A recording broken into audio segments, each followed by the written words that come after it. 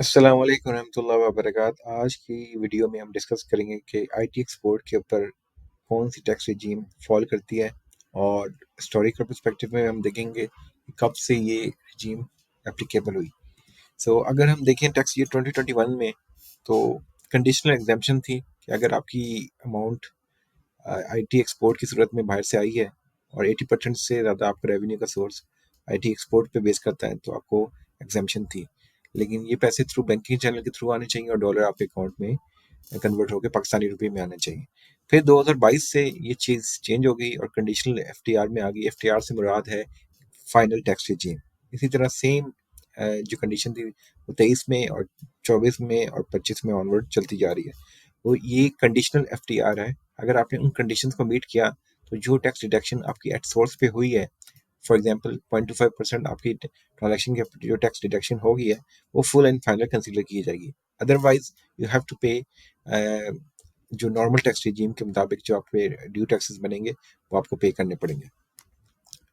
सो 2021 के tax year में जो स्टार्ट होता है 1 जुलाई 2020 से लेकर 30 जून 2021 में तक, उसमें कंडीशन थी कि आपकी जो आईटी एक्सपोर्ट की इनकम थी वो एग्जेम्प्ट थी under clause 133 of part 2 of second schedule of income tax ordinance 2001। और उसकी चार कंडीशंस थी अगर आपने मीट की हो। इसमें आईटी एनेबल सर्विसेज और आईटी सर्विसेज सारी फॉल करती हैं। इसके अंदर हेडिंग में जस्ट आउटबाउंड कॉल सेंटर लिखा हुआ है। इसको आप ये समझें कि आईटी जितनी भी सर्विसेज हैं वो इसके अंदर फॉल करती हैं। और उसकी कंडीशन है कि 80% से ज़्यादा आईटी एक्सपोर्ट सर्विसेज होनी चाहिए। अगर आपके रेवेन्यू की 80% से ज़्यादा आईटी एक्सपोर्ट सर्विसेज थी 2021 में तो आपकी इनकम एग्जेम्प्ट कंसीडर की जाएगी और ये पैसे थ्रू बैंकिंग चैनल के आपके अकाउंट में आए हों और डॉलर कन्वर्ट होकर पाकिस्तानी रुपये में कन्वर्ट हुए हों, आपकी इनकम एग्जाम्प्ट कंसीडर की जाएगी 2021 के टैक्स ईयर में। 2022 में और 23 में फिर कंडीशन को कुछ चेंज किया गया था कि आपने अगर लास्ट ईयर की इनकम टैक्स रिटर्न फाइल की हुई है सो देन आप फाइनल टैक्स रिजीम में फॉल कर सकते हैं और आपकी जो डिडक्शन एट सोर्स होगी है उसको फाइनल कंसीडर किया जाएगा।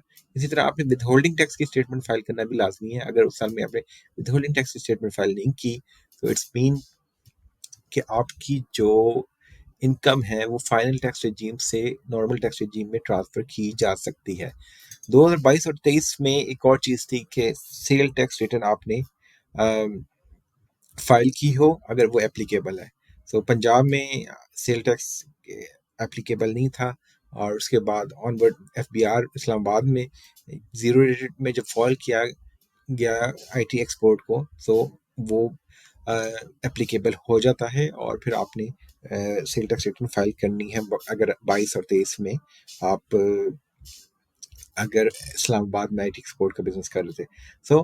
ये कंडीशन थी। अगर ये कंडीशंस को आप फुलफिल करते हैं, इन क्राइटेरिया को मीट करते हैं, देन आपकी इनकम फाइनल टैक्स रिजीम को की क्राइटेरिया को फुलफिल करती है। 2024 और 25 में थोड़ी सी इन्होंने रिलैक्सेशन दी कि अगर आप फॉर एग्जाम्पल इस्लामाबाद में सर्विसेज दे रहे हैं और पीएसईबी में अगर रजिस्टर हो गए हैं तो फिर सेल टैक्स रिटर्न फाइल करने की रिक्वायरमेंट को इन्होंने एग्जेम्प्ट कर दिया। ये सिर्फ उन्हीं कंपनीज के लिए है जो जिन्होंने अपने आप को पीएससीबी में रजिस्टर करवाया है। पीएससीबी में रजिस्ट्रेशन एक बेनिफिशियल होगी कि आपको सेल टैक्स रिटर्न की फाइल करने की रिक्वायरमेंट खत्म हो जाती है और आप जो कंडीशनल एफटीआर है उस रिजीम से बेनिफिट उठा सकते हैं। आपका अगर 0.5% टैक्स डिडक्ट हो गया है फुल एंड फाइनल कंसीडर किया जाएगा।